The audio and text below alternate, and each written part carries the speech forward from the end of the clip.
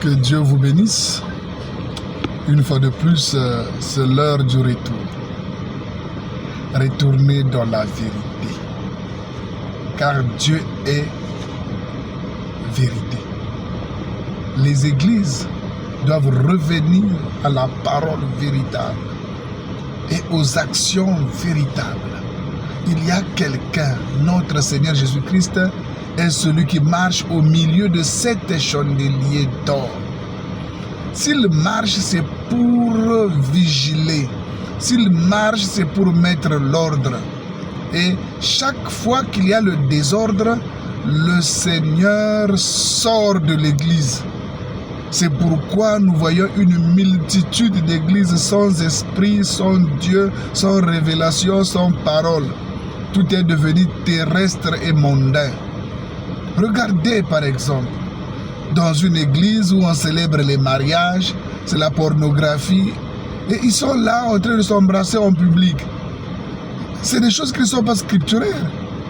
Depuis quand, dans quel verset biblique, que le mariage est célébré dans une communauté, dans une église? Vous faites des choses, vous ne consultez pas la parole. Les groupes des papas, les groupes des mamans, des choses contraires à la parole. Vous faites cela et vous pensez que le Seigneur est toujours avec vous. Mais c'est de l'interdit, n'ajoutez pas, ne retranchez pas.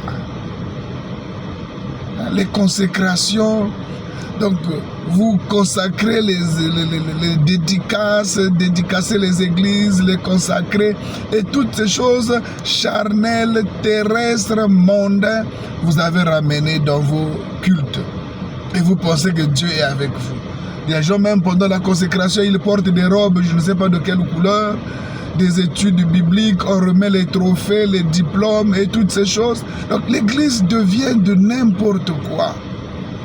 Vous avez même des choses même catholiques ne peuvent pas faire, que vous condamnez, vous faites. C'est pas normal. Il faut sortir ça de ces églises-là. C'est de la Babylonie. Vous êtes en exil. Vous êtes livré à votre sens réprouvé. C'est pourquoi aujourd'hui, on ne retrouve pas la vraie puissance dans les églises. Pourquoi? Mais parce que déjà, vos actes, vos œuvres, c'est des orgies, c'est des actes d'impudicité, c'est de l'intellectualisme, c'est de n'importe quoi. Et on a toujours ces onctions-là, des gens qui tombent. Quelqu'un, ministre, vient, il prie, et les gens tombent. C'est pas la parole. Ces onctions-là qui ne font que tomber. Les gens qui ne changent pas, ils tombent tout le temps. Chaque année, c'est les mêmes personnes, jamais délivrées. Des délivrances interminables. C'est compliqué. Ce n'est pas la foi. Il faut revenir à la vérité. S'il vous plaît. Il y en a même qui vendent des onctions, des pasteurs, pour les voir, il faut des consultations. Toutes ces choses-là, c'est des bêtises. Vous avez laissé libre cours à Satan et vous cherchez Dieu. Mais répondez-vous d'abord. Sortez toutes ces choses. Sortez cela de vos assemblées. Sortez Satan de votre assemblée. Des onctions bizarres. J'ai l'onction de la prospérité. Je suis le prophète et tel. Des prophéties mensongères. De n'importe quoi. Du véritable n'importe quoi. Dans les églises. Sans compter ce que font les chorales, vos groupes de chantres là. De toute façon, c'est des commerçants. Vous pensez qu'il y a quelle différence entre ceux qui sortent les albums religieux et ceux qui sortent les albums du monde? Tous cherchent un profit. C'est des commerçants.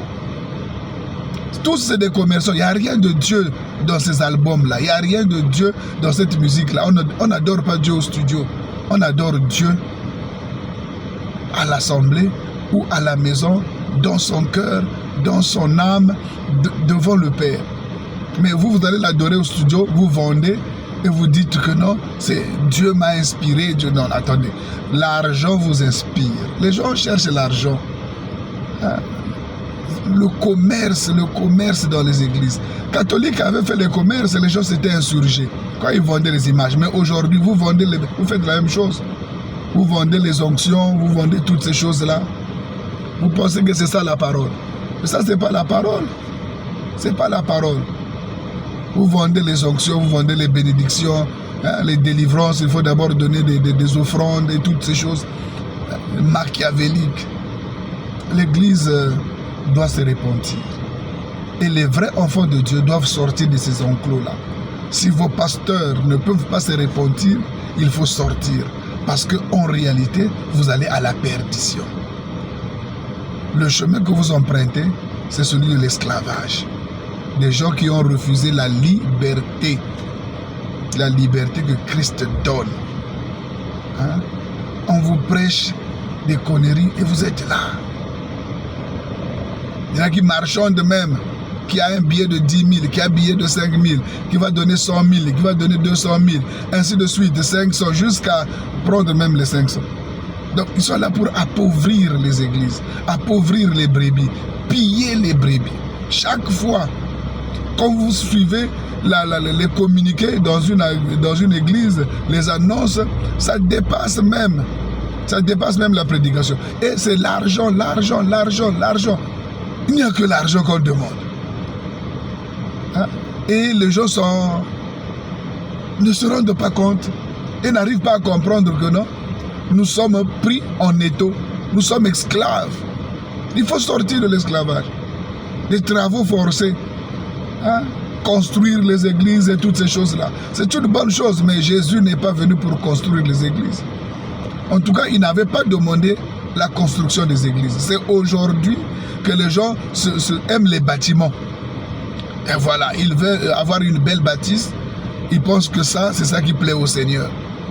Mais l'église de Dieu, ce n'est pas la maison. Ce ne sont pas les bonnes et les instruments.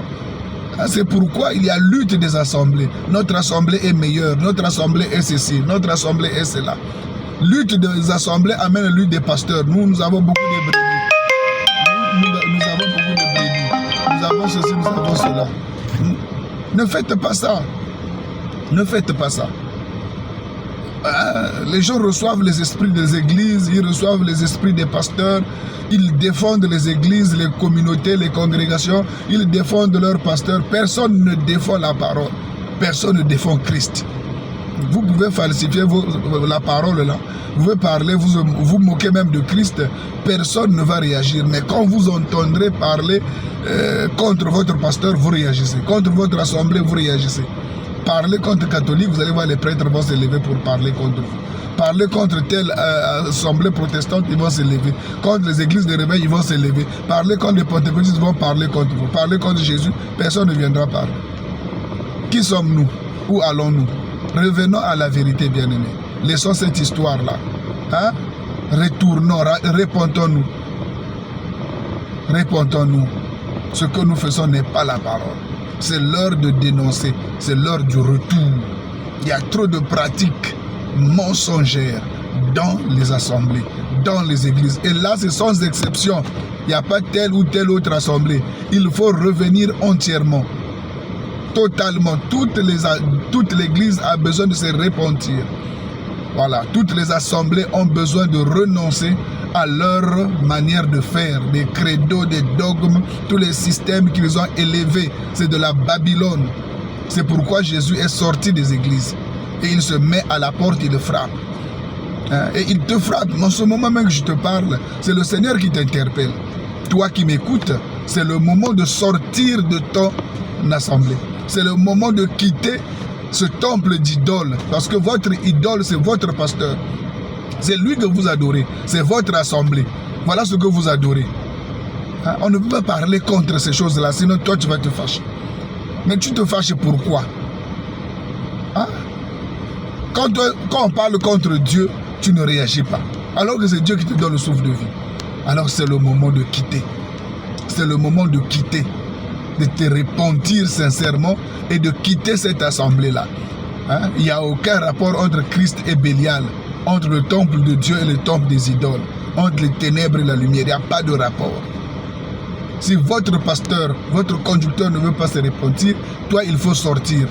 Hein? Les visionnaires. Visionnaire, c'est quoi? Le visionnaire, c'est Christ seul. Hein? Avec toutes sortes d'histoires que nous voyons aujourd'hui, les églises ont maintenant des visionnaires. Oh, notre visionnaire, notre père spirituel, des termes bidons qui ne sont pas scripturaires. Et les gens marchent dans cette saleté-là. Et ils sont là-dedans. Non, il faut sortir, mes bien-aimés. Il faut quitter cette vie impure-là. Vous ne pensez pas aller à la rencontre du Seigneur avec de telles croyances, avec de telles pratiques. Sortez, allons à la rencontre du Seigneur. C'est l'heure où on doit se réveiller et partir à la rencontre de Dieu en renonçant à toute forme d'esclavage, en renonçant à toute forme de ténèbres. Venez à la lumière.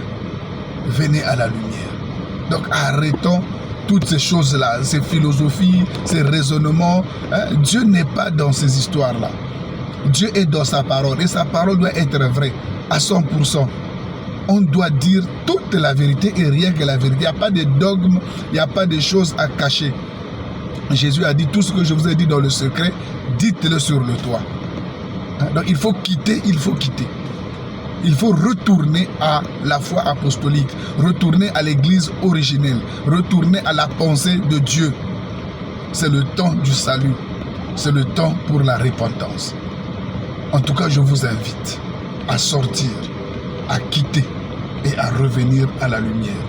Au nom de Jésus-Christ, notre seul Seigneur et Sauveur. Que Dieu vous bénisse.